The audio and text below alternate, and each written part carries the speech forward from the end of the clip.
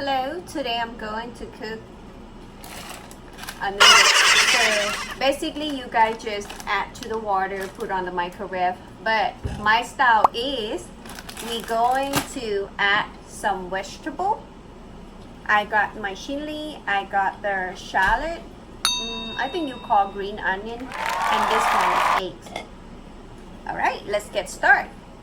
First of all, we need important ingredient, which is water. We're going to add like 2 cups of water.